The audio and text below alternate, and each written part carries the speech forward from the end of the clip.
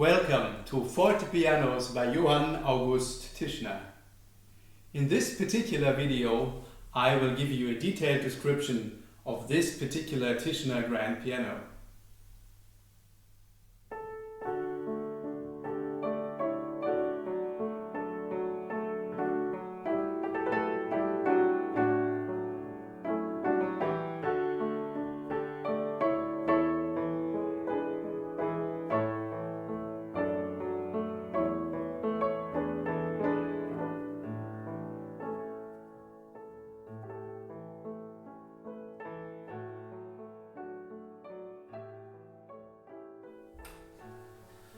Now at first glance you could think that you are standing in front of a fortepiano built by one of the very famous English builders at the time, who all worked in London, like Broadwood, Stoddart, Clementi, Longman, Broderick, Tomkison, Kirkman. But no, this is a fortepiano built by Johann August Tischner in St. Petersburg in Russia. Obviously this builder made a great effort to make this piano really look like the very famous Broadwood models, which at that time everybody wanted to have. So if you couldn't afford to import a Broadwood from London, England, you could just buy a Tischner grand piano which almost looks exactly the same. Let's see how we open this piano. We start at the front, where actually there is a key lock and a plate which covers the keyboard. When we open the instrument, we have to take out this plate.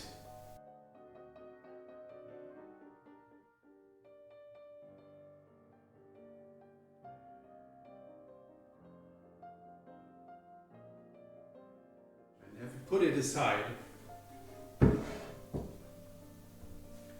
And then you could already play the instrument in this state. However, of course, the note stand is not really accessible. For that, we fold the lid another time. And in this way, you could already access the whole instrument. The note stand, which I will talk about later, is a separate piece. And we have locks here for the lid, so we have to make sure we turn them clockwise to open them, and then we can push the lid up. Now we have here a hole in that supporting bar, and we can just place a stick which is not attached to any part of the piano inside the rim here and inside that part. And with that, the piano is open and ready to be played.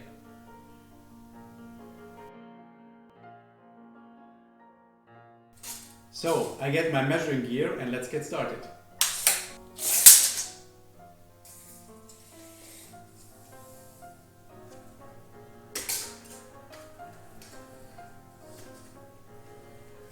$2.30 m.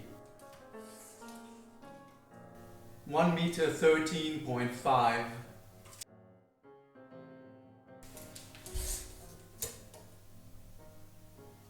34 to 35,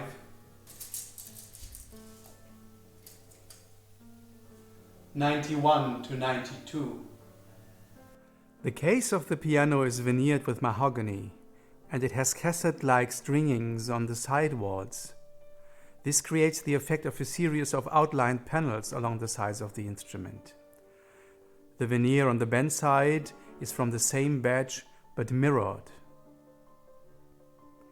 This decorative device is a distinct feature of late 18th century English grand pianos. Also on the bass side of the piano, the veneer is mirrored in the middle.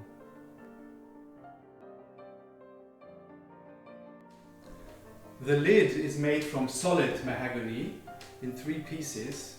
You see here one large piece, and if we fold it, you see the second and the third part, which they all fold.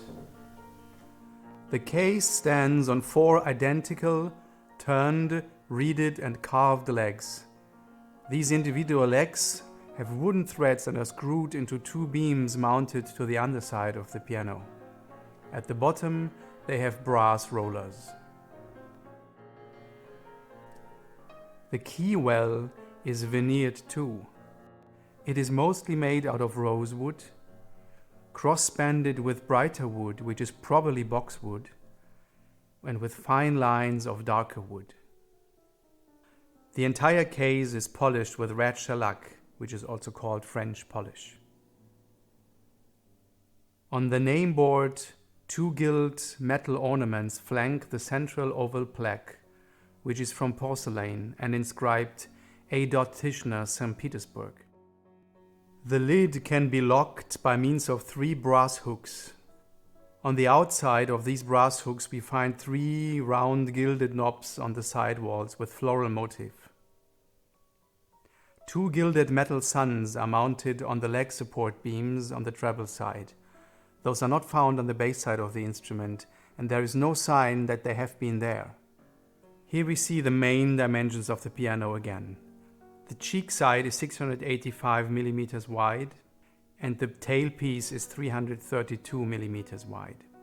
The thickness of the case's outer rim varies between 31 and 33 mm.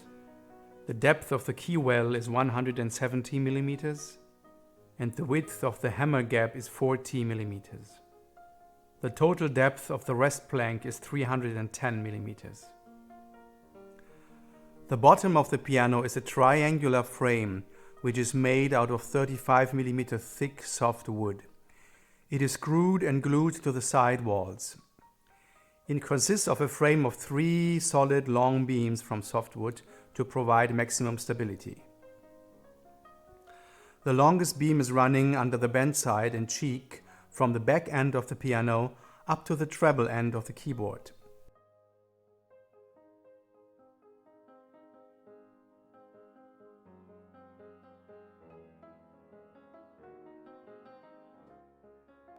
Its minimum width of 130 mm is along the bend side, while its thickest point is 360 mm at the cheek bend side joint. Another long beam is constantly 140 mm wide and runs all the way from the back of the instrument to the lowest end of the keyboard under the long bass wall.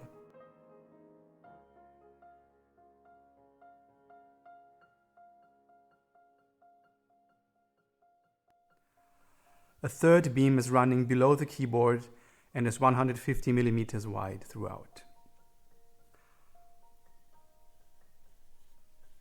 Below the volume of the soundboard, beyond the belly rail, a triangular cover plate from soft wood is nailed to the outer frame and to the structural beams by U-shaped clamps. The belly rail has a step-like structure with a hardwood top part and a softwood lower part. There is no window in the belly rail towards the piano interior. The inside of the piano is stiffened with several beams, most prominently 2 large rail boards with windows which run in parallel to the belly rail.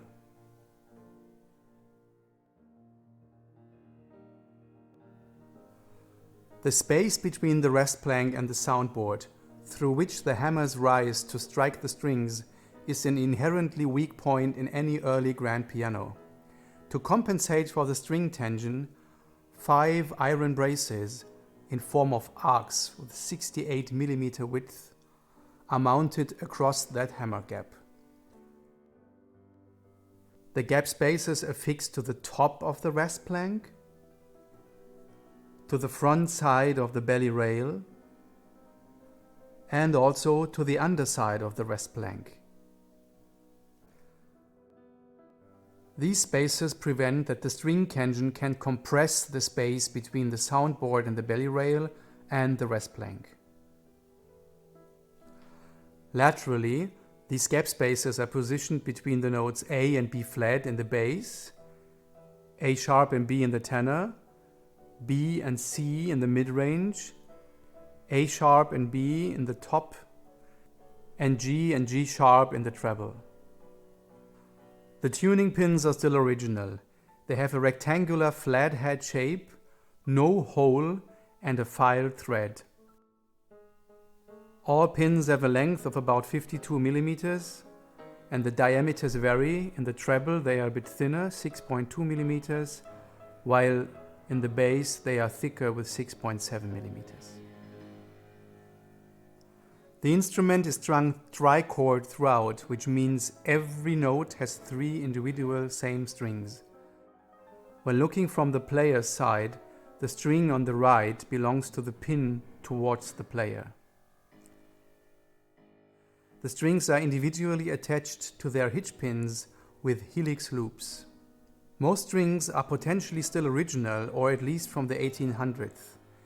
They all show the same hitch pin loop design.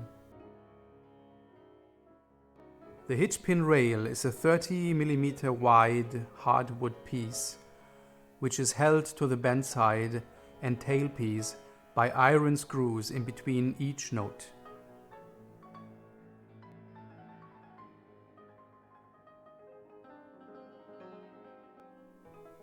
On the soundboard, we find a divided bridge, a separate piece for the brass strings for the lowest notes F to G sharp, and a very long bridge from the tenor to the treble range for iron strings from A to F. Consequently, the brass strings have a lower tension, which prevents drawing them too near their breaking point, whilst the iron strings have a higher tension, which improves their tone. Dividing the bridge so that the highest brass strings are shorter than the adjacent iron strings makes the transition between the brass and iron strings less orally noticeable and produces a richer, more sonorous tenor octave. The split bridge was introduced by Broadwood in 1788, and builders like Broadwood and Stoddard started to make such bridges in the early 1790s on their fortepianos. Each bridge is made from a single piece of wood. It has a rectangular shape, except in the treble, where it is angled towards the hammer strike points. This is done most likely to increase the area of soundboard, which can freely vibrate between the bridge and the belly rail, thus giving a more rich sound in the treble.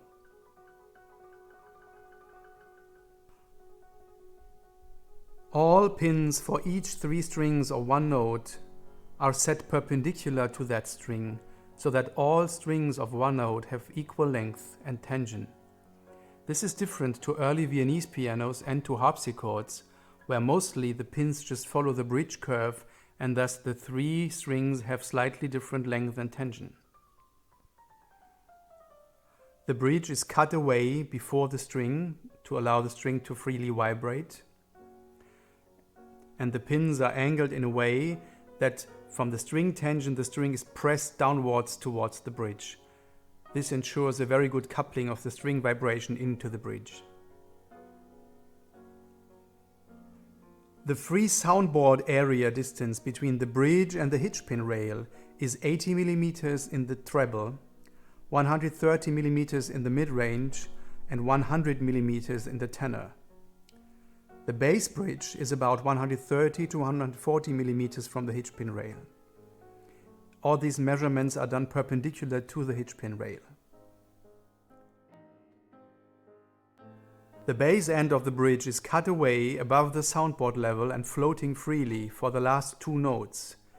This is a depth of about 30 millimeters.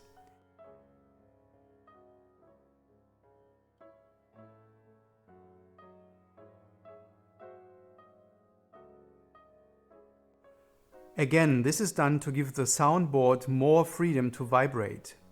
The distance between the bass wall and the bridge is only 50 millimeters, and by this cutout, the free vibrating area of the soundboard is increased to 80 millimeters. The soundboard is a thin wooden panel from spruce.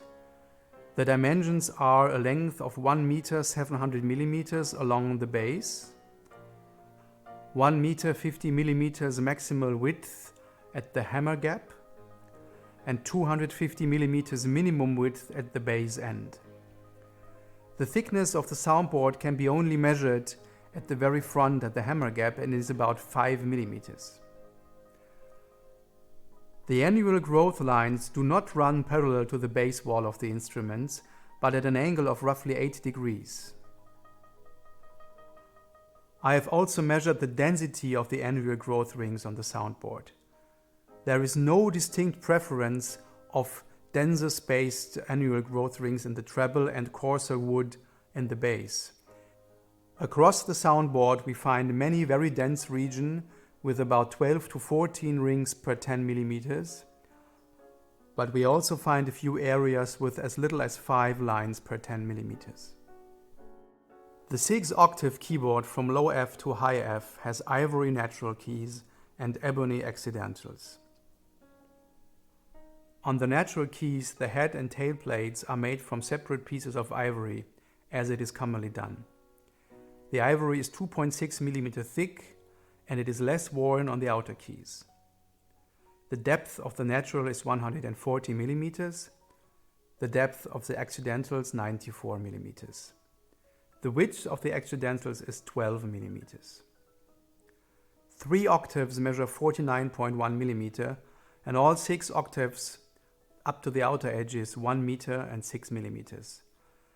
This yields an octave span of 16.4 millimeters, which is the same as for our modern pianos. The piano also has typical English style key fronts from wood with horizontally carved line profiles. Now I would like to demonstrate how to remove the action from the piano. So what first thing we need to do is we need to unscrew those golden knobs here very carefully. They have metal threads.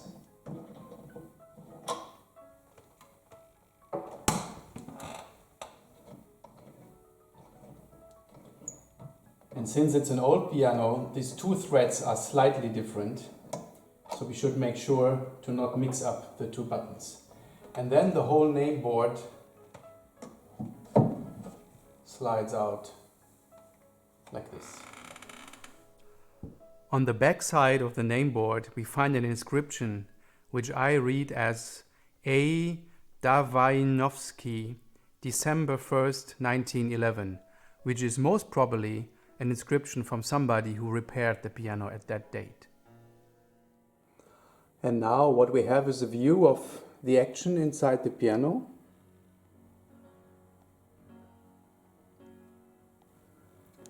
And the thickness of the Wrest plank, this part, is actually a little bit more than 78 millimeters. Now in order to remove the action, we have to remove the two corners, left and right, of the keyboard, and they are held by screws from underneath the bottom. You need a proper screwdriver to unscrew them carefully.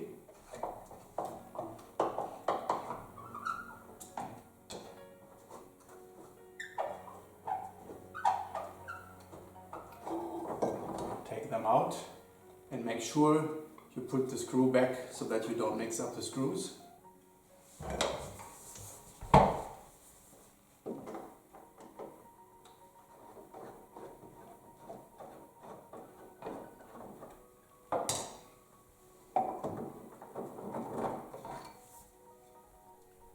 The inside of the wooden blocks which secure the keyboard are inscribed with repair marks. Here we see Repair CHR 1926, and on the other side we see Repair K. Deutsch November 53. Also on the key number 34 we find an inscription 24th of June 54 K. Deutsch. Finally, on the lowest key we find a hardly readable ink inscription. The lowest line could read 1926. So what I found practical is to actually grab the whole action, not anywhere at the keys or so. Don't touch any key, but just grab it from the action itself.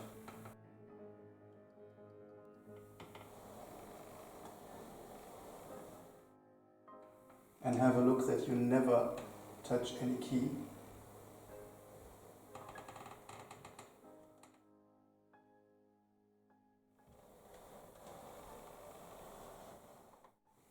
And here we are.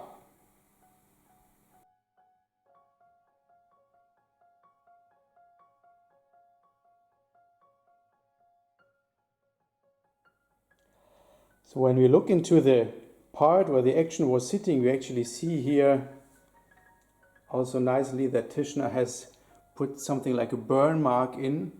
Johann August Tischner.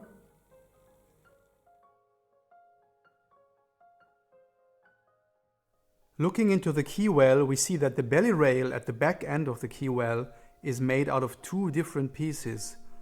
The lower part being from softwood and the upper part being from hardwood, into which the 5 gap spacers are screwed in. So this is exactly the kind of action you would expect to also find in a Broadwood or Stoddard or Clementi piano. It's a simple English action, meaning you have a key which has a hopper inside, and this hopper is made from bare wood. It is pulled a little bit towards the player by means of a little brass spring, and towards the end of the key we see a little stick which is the catcher, which catches the hammer and secures it after it has hit the string so that it doesn't bounce forth and back. And at the very end of the key we find a little leather cushion where the damper is sitting on. Eventually, when the key is pressed down, the back end rises and the damper is pushed up and lets the string freely vibrate.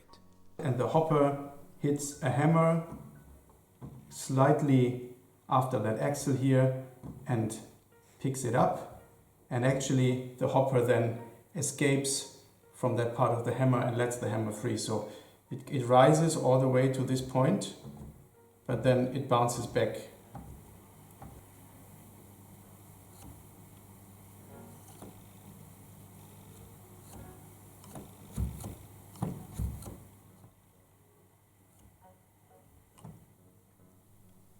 The hammers have a little wooden inner part, and then come 2 layers of brown harder leather, followed by 2 outer layers of beige softer leather. Of course, the size of the hammers changes from very tiny hammers in the treble to rather big hammers in the bass.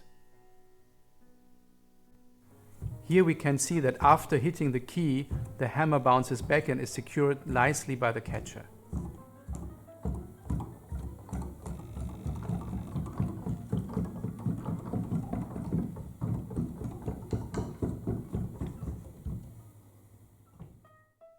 The lyre, which holds the pedals, again almost looks like a one-to-one copy from a Broadwood grand piano of that same period.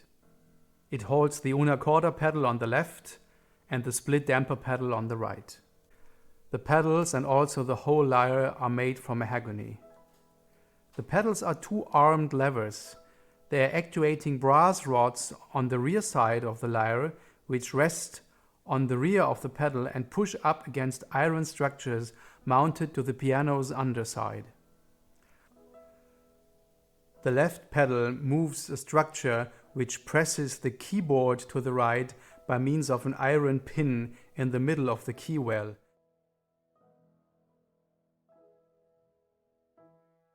This moves the entire keyboard and thus the entire action to the right and makes the hammer strike 3 strings, 2 strings, or only 1 string when the pedal is pressed all the way down. And on the right we find a metal spring which pushes the keyboard back.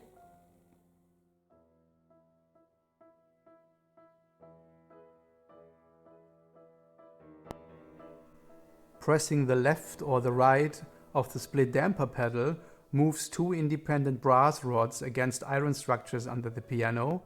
These in turn operate on 2 wooden sticks which go up into the keywell. Here these sticks can lift 2 bars to raise the dampers. In order to access the dampers, a kind of bounce jack rail has to be taken off. This is very similar to the bounce rail found on harpsichords. In fact, the dampers themselves are still very much like the jacks in a harpsichord. we can see that in the treble octave there are actually no dampers, otherwise they are all the way down to the last bass note. The dampers are held in place by two guides covered by red leather. One is screwed to the top of the soundboard, the screws running through the soundboard into the belly rail. The lower end of the dampers are held in place by a lower guide, which is again covered by red leather.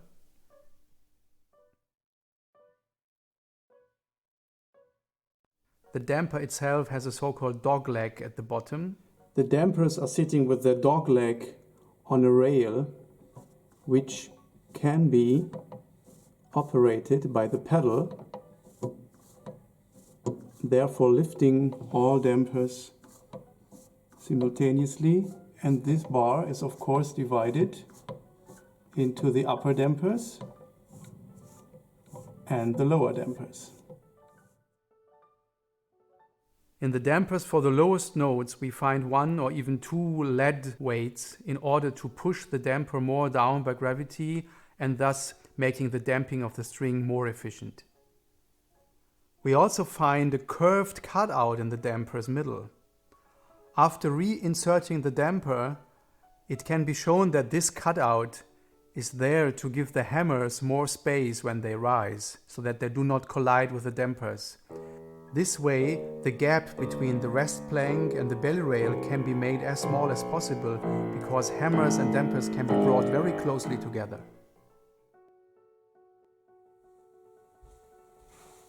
So the last thing I would like to talk about is the note stand. You see, it comes as a separate piece.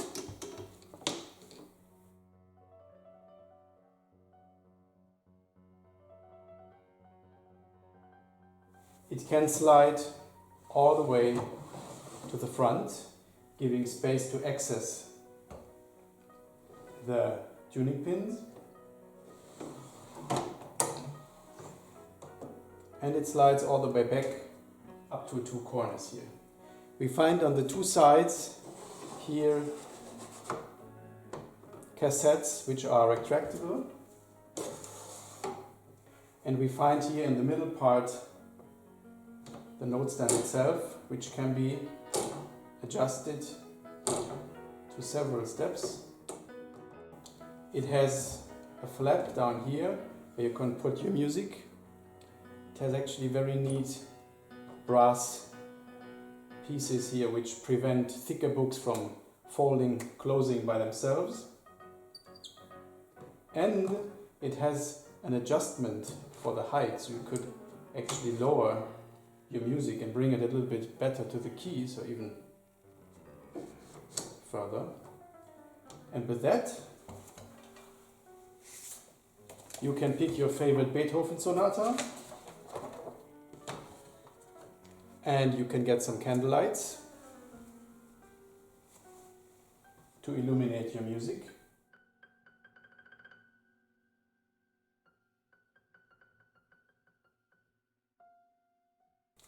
And you are ready to play.